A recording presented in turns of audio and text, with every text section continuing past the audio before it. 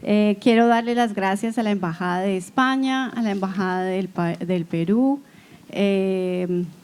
por su apoyo para esta actividad. A la editorial Patakis y a la editorial Castañotis, al Instituto Cervantes, obviamente, por tenernos aquí, y sobre todo a nuestros escritores invitados, Santiago Roncagliolo y Christos Kythreotis. Muchas gracias. Buenas tardes, bienvenidos. Lo que dijo Adriana con la interpretación simultánea es muy importante. Es una de las unas barreras que se enfrentamos. Por eso tenemos un equipo de intérpretes muy poderoso que hace la interpretación.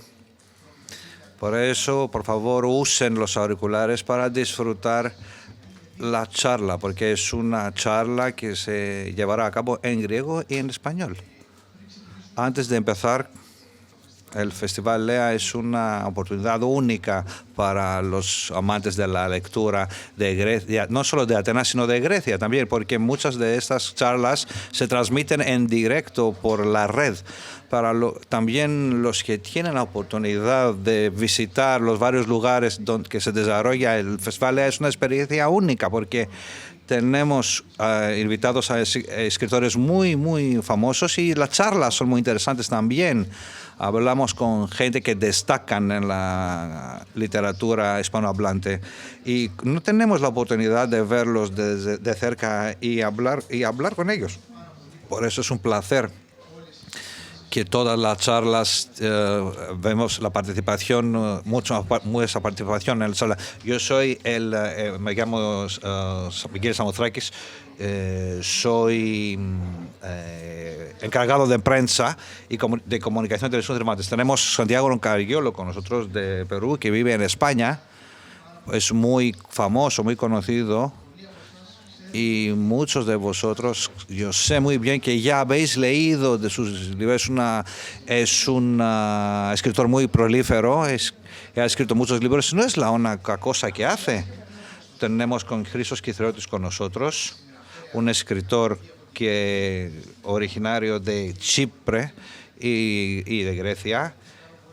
Y voy a hacer una breve introducción. En 2014 apareció con su primer libro, que se publicó en 2014 y ganó el Premio Nacional de Nuevo Escritor. Y su segundo libro, El lugar que habitamos, fue llevado a la gran pantalla por el director Sotiris Goritsas. Esa es la razón por la que nosotros hemos decidido hacer este evento. Tanto Christos Kythreotis con su libro, que fue llevado a la gran pantalla por Sotiris Goritsas, el director griego, tanto Santiago Roncagliolo, que es el invitado de honor, digamos, que vamos a hablar mucho de su obra. Uno de sus libros, lo que tiene una portada con una pelota, fue también llevado a la gran pantalla. Bueno, ahora así que podemos hablar de libros y del cine. Esos dos libros son la razón que han sido llevados a la gran pantalla. Así que yo quería dar la palabra a Santiago Roncagliolo, porque creo que su libro, que acaba de traducirse en griego, El año que nació el demonio, es un libro muy cinematográfico, entre comillas. Tiene la excomunión dentro, brujas, habla del siglo XVII. Sería interesante que nos dijera él algo sobre su último libro, y queremos leerlo también. Bueno, gracias. Gracias a ti, gracias al festival y al Instituto Cervantes, que es mi casa, y la Embajada de Perú también, que son juntos el Cervantes y las embajadas de Perú y España son como mi casa en muchos países, y este es uno más. Gracias a ustedes por estar aquí. Sí, he venido a presentar una novela que se llama El año en que nació el demonio, que es un thriller histórico que ocurre en el virreinato de Lima, en el Imperio Español durante el siglo XVII, y que explora un poco la diferencia entre ser una bruja y una santa, porque en realidad no hay ninguna diferencia material entre una persona que habla con el diablo y hace hechizos o una que habla con Dios y hace milagros. Y entonces arranca en un hecho real, que es el nacimiento de un niño,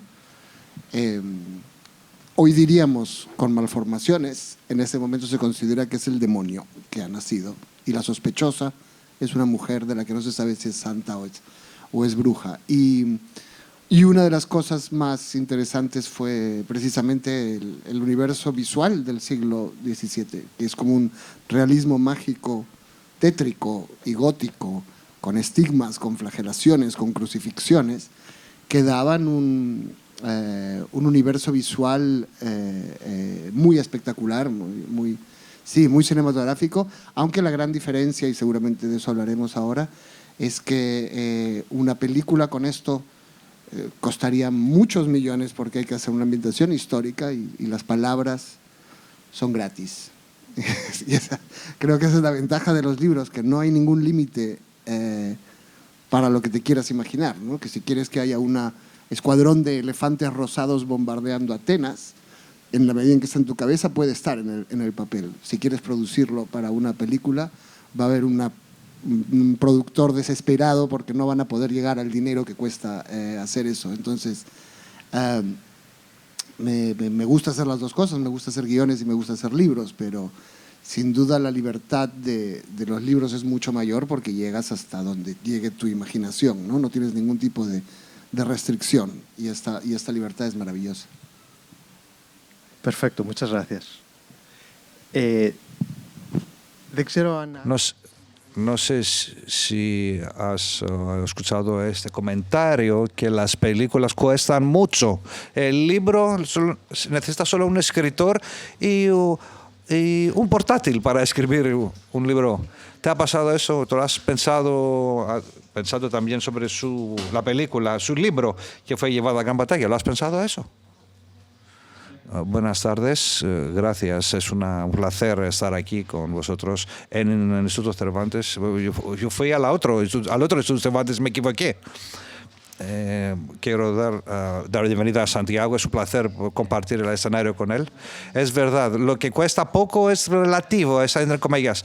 Bueno, un escritor, que nosotros los escritores es lo único que tenemos nuestro tiempo. Sin embargo, no es gratis, pero sí hablamos de los límites que existen en la novela, no hay límites en realidad si se hace una comparación con las películas. Y tampoco es gratis la construcción de una época que usted está intentando hacer en su libro. Quiere decir que usted ha invertido mucho tiempo estudiando y aprendiendo sobre aquella época. Y es una inversión de tiempo. Es verdad que no hay un productor hablando de presupuestos y dinero. Mi experiencia es cuando me encontré con Sotiris Dorisas, cuando me llamó para decirme que él quería llevar a la gran batalla mi libro. No lo esperaba, la verdad es que yo pensaba que no es un libro muy cinematográfico, porque hay muchos monólogos del personaje y evocaciones del pasado, y las pequeños conocimientos que tenía yo en aquella época del cine, pensaba que era muy difícil al fin, pero sí me pareció fenomenal que me llamó y yo le dije que puedes hacer todo lo que quieras. No quería intervenir mucho en eso, y pensaba que yo me iba a escribir otro libro en aquella época. No tengo algo todavía concreto. Sí, me dijo unas cosas como hablamos de la economía del guión, hablando un poquito más con terminología un poco rara. y un poco hablando de una manera más definida para escribir el guión es mejor las dos personas que interactúa el personaje que se vuelvan a ser solo una mujer y no dos. Bueno, dice ok, y luego comentó otras cosas sobre el rodaje, cambiando lugares, y yo no tenía nada que decir sobre eso. Yo pensé que ahora, ya que es una película, pertenece a otra persona, no a mí. Pero hablando con directores, he hablado con otros directores sobre otros guiones, tú entiendes que ellos tienen que actuar con muchos límites, con un presupuesto limitado a veces, y esto yo como escritor no los tengo, esos límites. La novela es una pregunta para Santiago. La novela que se fue llevado a la gran batalla de Christos Kytriotis es una historia cotidiana en el centro de un núcleo urbano. Son las 24 horas de la vida del personaje, del héroe. Sin embargo, tu libro es muy diferente. Tiene dentro es la novela policíaca, tiene una relación más privilegiada con el cine, digamos. Bueno, en general lo que pasa es que el cine es arte popular. Entonces, y la novela negra también es arte popular. Es una manera de contar historias. Perdón. Es una manera de contar historias que alcanza a más gente, que atrapa a más lectores, que llega a sitios de público a donde a veces los autores más literarios no llegan, ¿no? Y eso es lo que a mí me gusta. El primer libro que yo leí fue Tiburón, de Peter Benchley. Soy el único escritor que sabe cómo se llama el autor de Tiburón.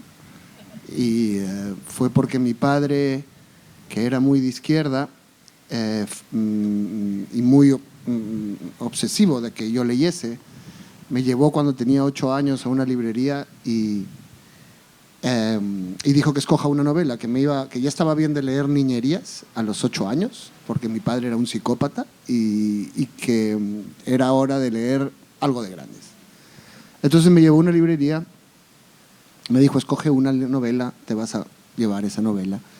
Y había una novela en la que había un tiburón persiguiendo a una mujer desnuda. Y yo dije, yo quiero esa. Y esa es la primera novela que leí. Era una novela, en realidad es la novela que inspira la película de Steven Spielberg. Pero no se trata tanto del tiburón, se trata de la esposa del sheriff. La principal es la esposa del sheriff y su matrimonio infeliz. Y Steven Spielberg sacó a esa señora casi y dejó al tiburón, que le parecía lo más interesante. Y bueno, fue la primera novela que leí y luego empecé a leer cosas de Agatha Christie, novelas muy sencillas, policiales también. Y un día llegó mi madre y dijo que ya estaba bien de leer bobadas de literatura comercial y que ahora tenía que leer a Gabriel García Márquez. Y me dio un libro que se llama La increíble y triste historia de la Cándida Heréndira y su abuela desalmada. Y lo leí y no entendí nada, pero había ahí imágenes muy fuertes, había una imaginación. Todavía recuerdo a la abuela monstruosa que obliga a su nieta a acostarse con todo el ejército de su país para pagarle una deuda. Recuerdo un ángel con las alas rotas y sucio y desarrapado que aparece en el patio de una casa. Ahí había si era capaz de entender incluso a los 8 años que ahí había algo muy poderoso, ¿no? Una manera una descripción de cosas que no había en ningún otro lugar, que tampoco en las películas. Y entonces a lo largo de toda mi vida siempre consumí mucha cultura popular y mucha alta cultura también, y muchos libros mucho más complicados y muchos libros de género. Y yo siento que a mí, como escritor, siempre me interesó usar esa cultura popular para explorar las cosas de las que me interesaba hablar, que las novelas fuesen entretenidas y te hagan leerlas. Y luego cuando empecé a hacer guiones, que fue durante la pandemia, también coincidió con que el público de las películas, el público audiovisual, también se ha vuelto mucho más sofisticado. Hay muchas películas para ver y de muchas maneras y de muchos países. Y entonces es un público que está mucho más entrenado, que ha visto muchas más cosas que antes y que también busca sí, que la historia sea entretenida, pero que tenga más cosas más interesantes, ¿no? Y en ese sentido, pues, yo hago las dos cosas. Trato de que haya una exploración, en el caso de mis libros, de un momento histórico habitualmente, de unos personajes enfrentados a sus peores miedos, pero también una historia muy entretenida, una historia con la que te la pases bien leyendo.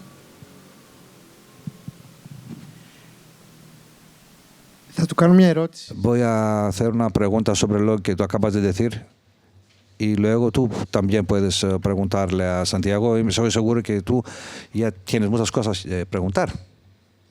Yo quisiera preguntar sobre el libro que se volvió a la gran batalla. Christos Kythriotis dijo que se sorprendió cuando le llamaron para proponer un guión. En tu caso, ¿cómo te sentiste cuando alguien te dijo que queremos que tu libro se lleve a la gran batalla? Bueno, tengo varios libros que de un modo u otro llevados o en proyectos, ¿no? El primero lo adaptó en España Tristán y David Ulloa, dos hermanos, y fue una experiencia muy curiosa. Primero era una novela que se llamaba Pudor y que era la historia de la vida íntima de una familia, incluyendo el gato. Y a la gente siempre, a los lectores siempre les gustó el gato mucho y nunca entendí muy bien por qué. De hecho, en realidad su vida sexual era la más dramática de todos los personajes, porque los gatos, bueno, tienen una vida difícil. Y lo que ocurrió fue que es muy difícil rodar con un gato, y con animales y niños. Y la historia tenía los dos. Entonces los directores optaron por conservar a los niños y eliminar a los animales. Y quitaron al gato. Y al quitar al gato comprendí que a la gente le gustaba mucho porque daba los alivios cómicos. Cuando todo estaba poniéndose muy tenso, el gato hacía alguna gracia y todo tenía un ritmo muy equilibrado, ¿no? Al quitar al gato, la historia se convirtió en un drama tristísimo. Yo me asusté de mí mismo y de lo que había en la historia, porque era la historia básicamente, pero sin gato era completamente triste y dramática, ¿no? Y esta mirada me gustó, me sorprendió. Me gusta que sean diferentes las adaptaciones, porque una película tiene que ser una buena película y un libro no necesariamente tal cual es una buena película. Y otra de las experiencias fue años después, ya una película peruana, y el director me pidió escribir el guión a mí. Y fue una experiencia muy curiosa porque en una serie tú tienes que aumentar cosas porque son muchas horas, necesitas más hechos para llenar esas horas. Pero en una película normalmente tú tienes que quitar cosas de la novela original, tienes que seleccionar condensar, digamos, lo que tienes, ¿no? Y entonces era, como se trataba de mi propio libro, era como que te digan, tú necesitas 10 dedos, porque con 9 te puedes arreglar. Es más económico que tengas 9. Y había que irme mutilando partes de mi libro, que era como mutilarme partes de mi cuerpo. Pero siempre tuve claro que lo importante es que la película fuese buena y trepidante y que no todo lo que en un libro funciona, pues iba a funcionar en una película, ¿no? Y he disfrutado de las dos cosas. Es más, he adaptado libros de otros también y ahora estoy trabajando en un libro mío con un escritor cuyo libro yo adapté antes. Yo adapté el suyo y ahora él adapta el mío. Y él dice que es la venganza perfecta, que lleva años esperando este momento. Pero lo cierto es que lo que va ocurriendo es que para el guionista el trabajo de un escritor se vuelve parte de su universo creativo. Tú tienes que coger todas las cosas que te interesan del universo de un autor y contar una historia con eso, ¿no? Y eso es como un diálogo que para mí es la forma más interesante de leer, porque te obliga a reformular la historia, a hacerla tuya, a convertirla en una historia que tú disfrutas, y esto es muy bonito. Y generalmente me he llevado bien con los escritores. Cosa rara.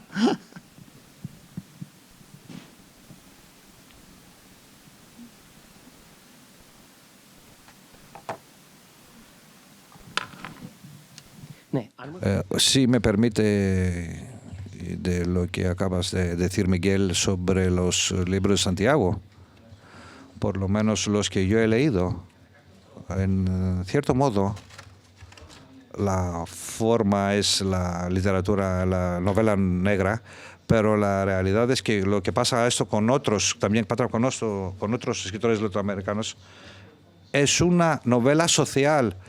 Es la reflexión de una sociedad, de los problemas sociales.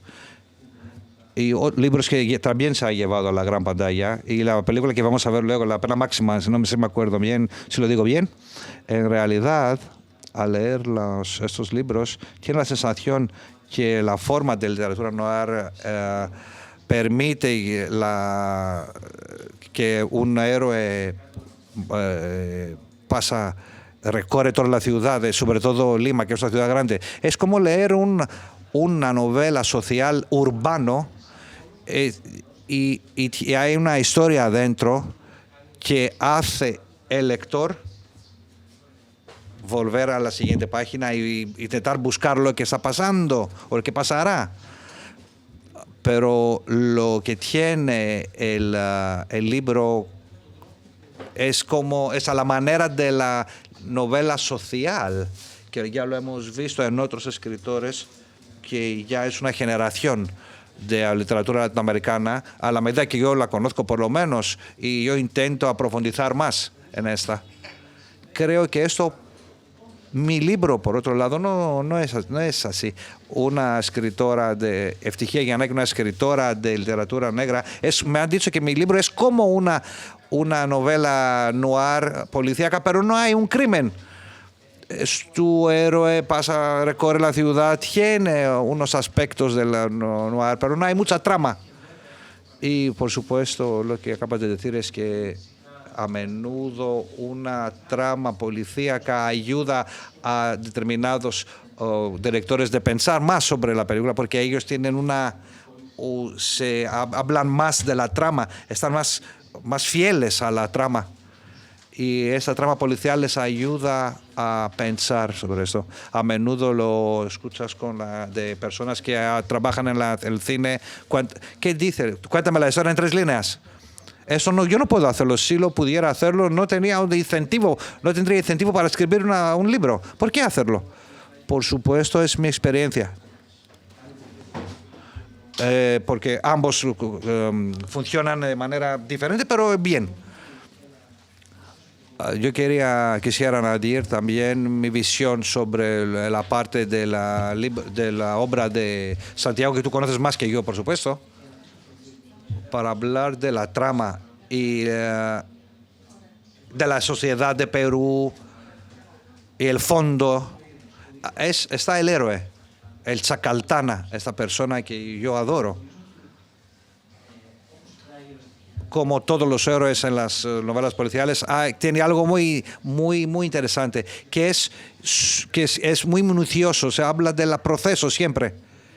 Es una manera muy interesante para provocar conflictos en el libro, en una manera natural, porque en regímenes totalitarios, digamos, y autoritarios, no es un claro ejemplo de la democracia occidental, que son regímenes que Santiago explica en sus libros. Este proceso que es una manera para esconder los crímenes de la privacidad de los derechos, pero este proceso integra algo mínimo, una petición para justicia, o aunque utilizada para el régimen utilitario, en sí, si lo vemos desconectada, es una promesa para justicia que vamos a seguir con procesos, que no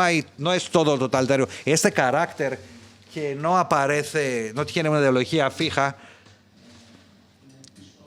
es fiel al régimen, por supuesto, pero sería fiel a cualquier persona que estuviera en poder, no importa de su color, es fiel al proceso.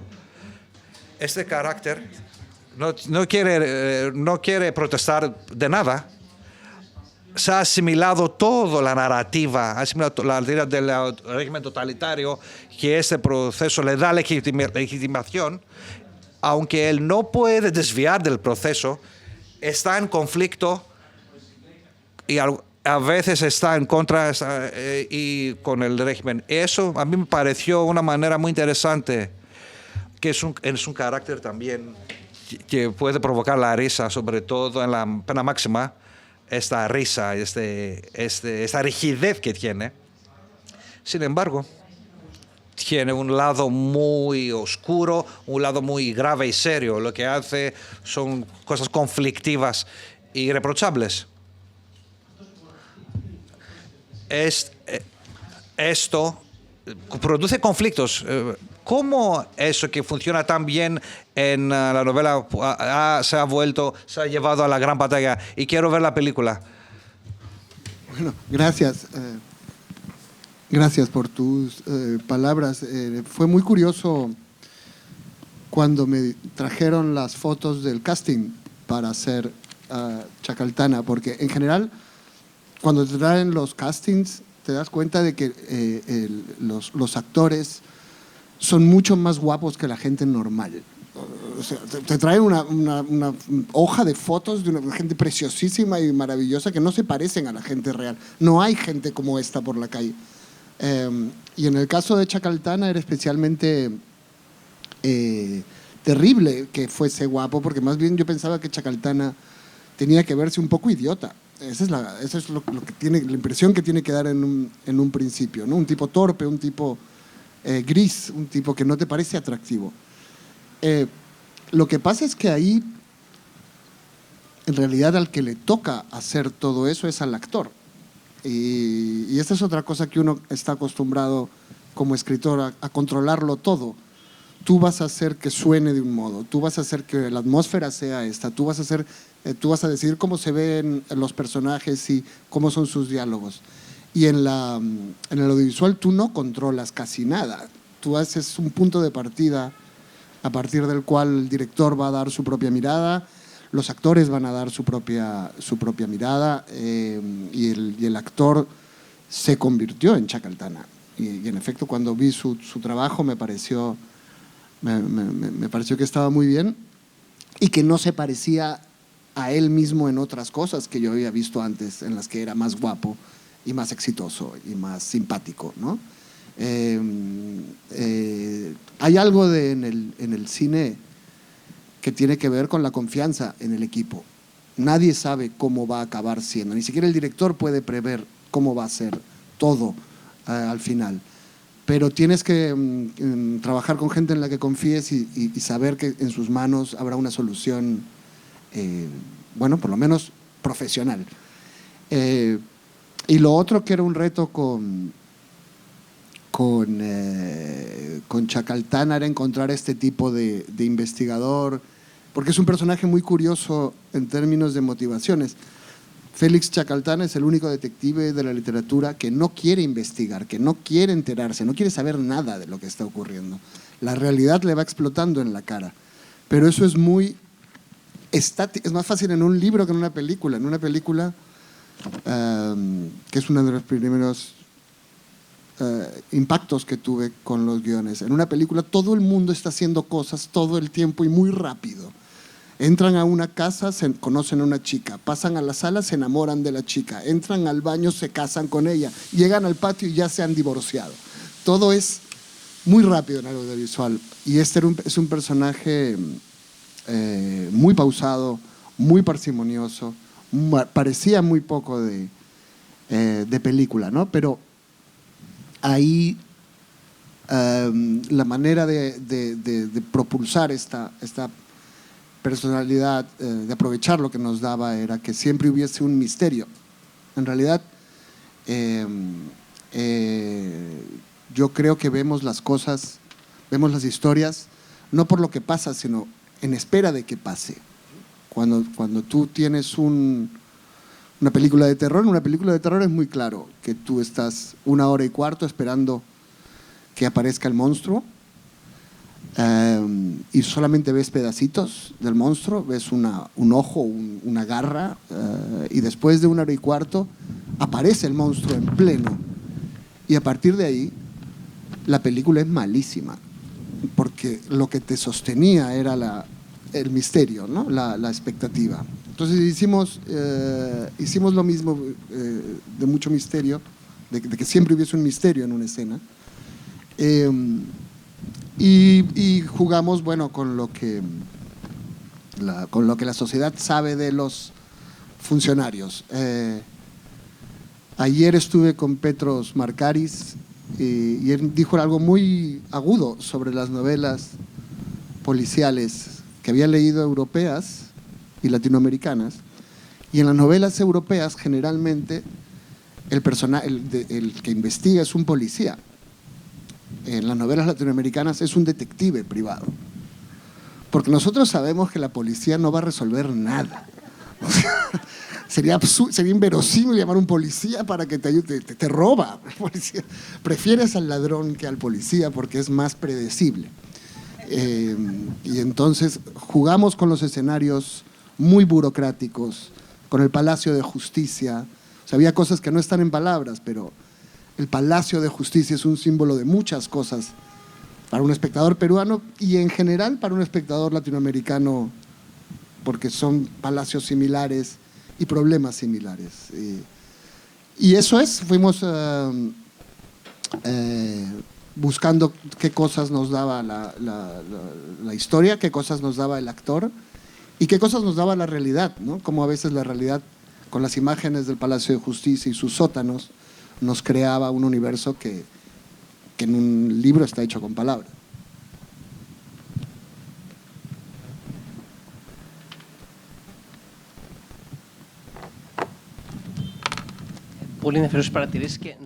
Muy interesantes todas las observaciones. Me gustaría solamente añadir, porque con lo que digo igual es un cliché que tenemos de América Latina, las sociedades de la América Latina, de la corrupción y la política allí.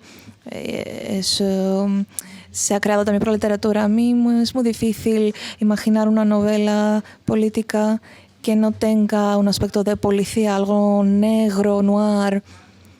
Es algo que se hace hincapié en la vida cotidiana de las personas en las sociedades de América Latina y sobre todo en las épocas que describe usted, en los libros de Santiago que hemos mencionado. Entonces aquí tenemos un diálogo fértil de este género, de la novela policíaca, con la sociedad de estos países.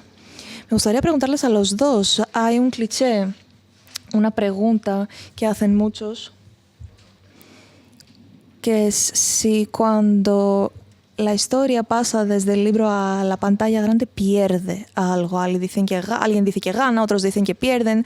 Hablamos mucho sobre esto y no hay una única respuesta, sí o no.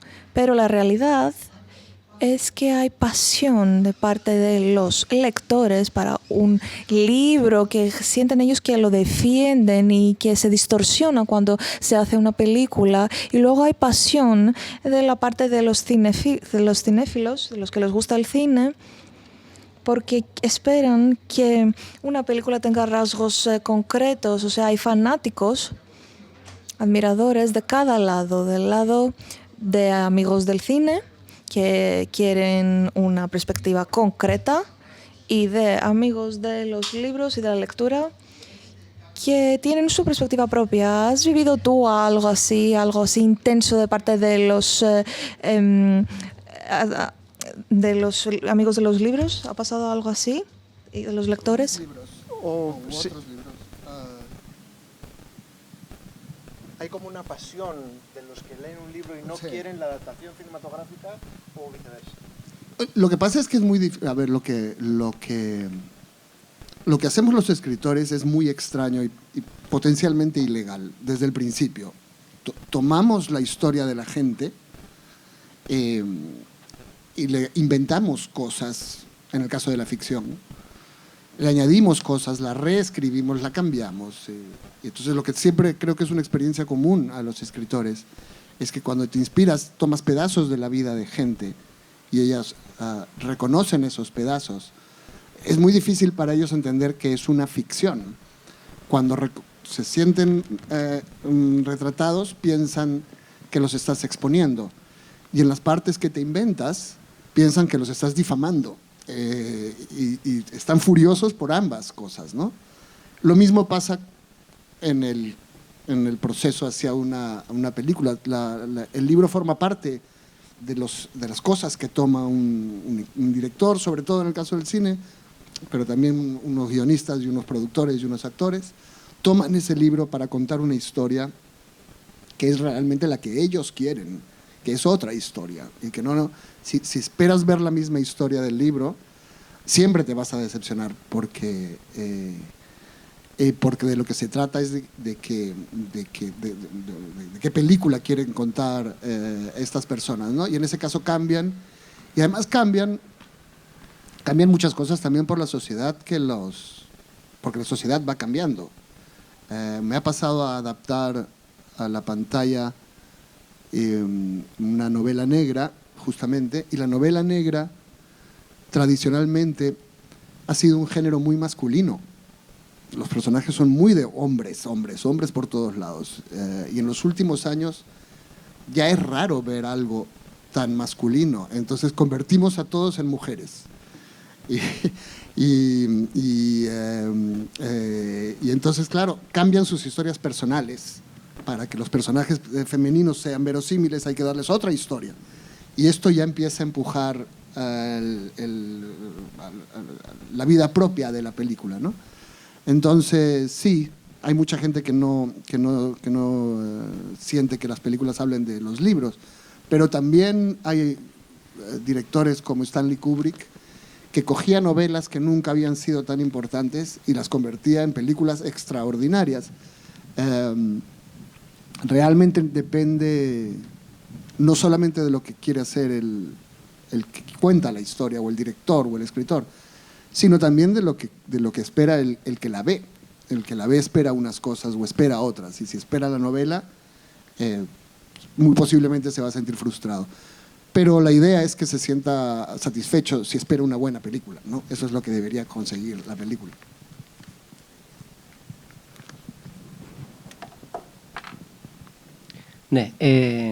Sí.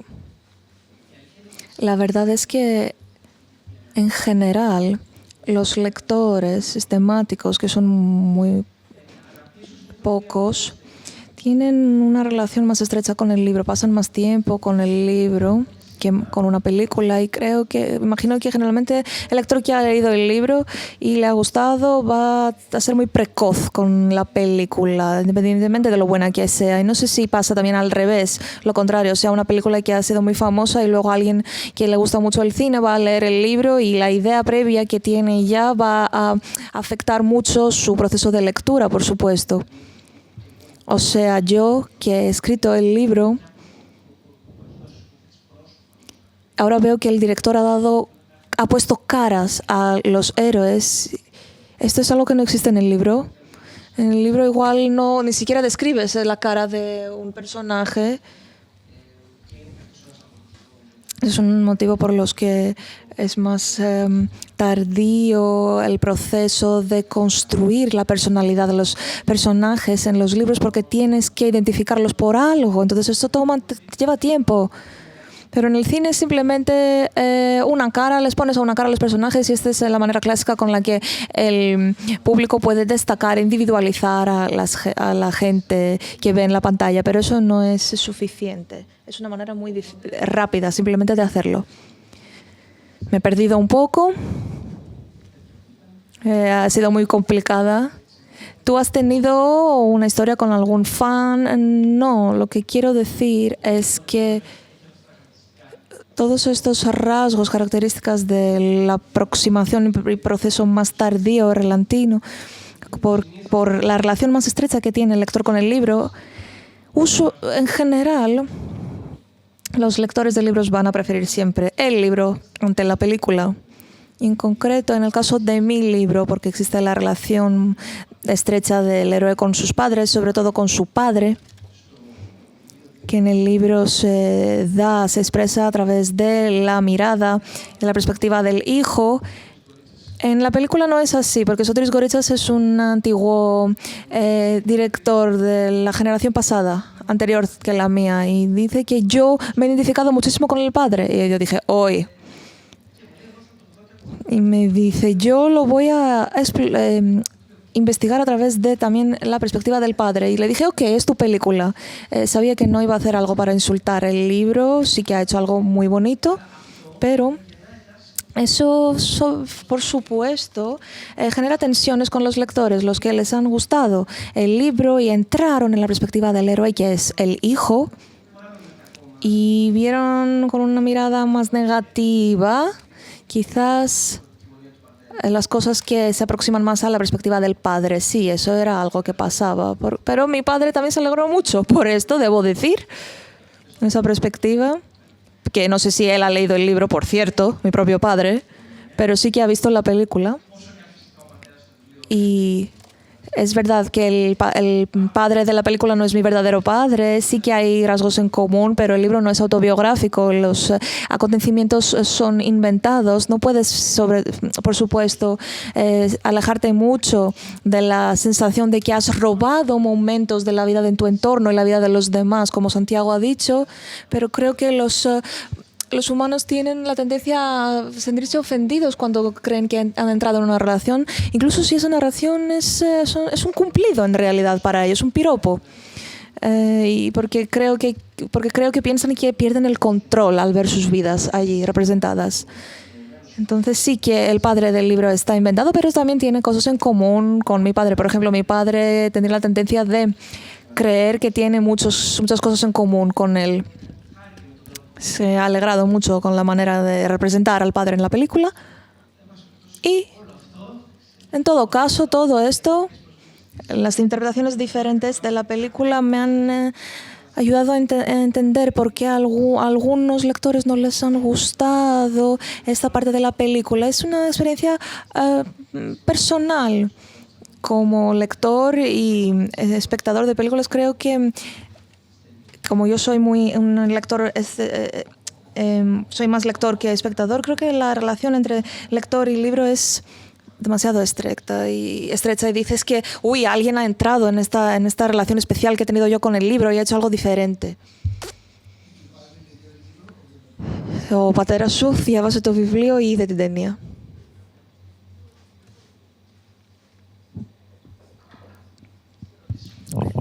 Esas son preguntas a las que suelo no contestar. El libro está en la casa de mi padre. Mi padre está en su casa y se supone de que alguna manera ha habido una interacción entre ellos. Cierta interacción. No le he preguntado en concreto porque él no lee mucho, no es un lector sistemático. Dudo mucho que haya leído el libro de su propio hijo incluso. Lo que sí es cierto... Litera. Eso es algo que me molesta mucho. La impresión general es que cuando un libro pasa a la pantalla grande, hace como un upgrade. O sea, amigos míos que no leen mucho, porque mientras te haces mayor sí que tienes amigos que sí son lectores o sí son escritores, pero luego tengo amigos que no leen mucho. También las partes de los miembros de mi familia no leen demasiado. Entonces salen los libros y se alegran por eso. Dices, se alegran de verdad, entienden que esto es muy importante para mí, o para alejarme un poco más, se sentirán orgullosos de mí. Y cuando sale la película ves que ahora de verdad se sienten como algo importante ha pasado. Ahora sí que le dan valor y te das cuenta de que antes no se alegraban tanto para tu logro. Eso me molesta un poco, pero es una realidad que sí que tengo que tener en cuenta porque es mucho más grande el espacio que ocupa en la cultura popular y la cultura occidental el cine y también las series de televisión que el propio libro. Para mí la jerarquía nunca va a cambiar. Para mí el libro es la piedra de Lidia, es lo más importante. Bueno, cuando mi padre leyó mi primer libro de cuentos, que hablaba de cuentos de niños y adolescentes en un entorno como el mío, donde yo crecí, mi padre dijo: los padres de este libro son horribles. Y yo le dije: pero no eres tú, ninguno eres exactamente tú, son ficciones. Y dijo: ya, yo sé que son ficciones, tú sabes que son ficciones, pero ¿cómo los idiotas de mis amigos van a saber que son ficción? Y en efecto, los personajes de un libro también tienen una relación con el autor que los de una película no, porque están encarnados por otra persona. Tengo amigos que han tenido historias muy personales que luego han sido adaptadas al cine y que se sorprenden porque sienten un gran pudor de que su historia esté tan expuesta, pero luego en realidad está mucho menos expuesta, porque esa tampoco es su historia y ese no es su padre y esa no es su hermana y ese no es su hijo. Esos son unos actores que hacen de una gente, ¿no? Y en ese sentido claro, la relación con una película es menos personal, pero también estás más protegido. Todo se asocia menos a ti que en un libro, que en realidad en un libro lo difícil es que la gente crea que te lo has inventado. Mucha gente cree que todo lo que escribes es real porque no tienen ninguna imaginación y no saben que la gente se imagina cosas. En cambio, en el cine eso se acepta mucho más fácilmente. Νομίζω ότι ήρθε η ώρα να κλείσουμε. Creo que ya es hora de concluir con esta conversación. Ha sido muy agradable, con muchísimo humor. Hemos aprendido mucho para Christos Kythreotis en su obra y también para Santiago Roncaliolo, que estos días participa en muchas conversaciones.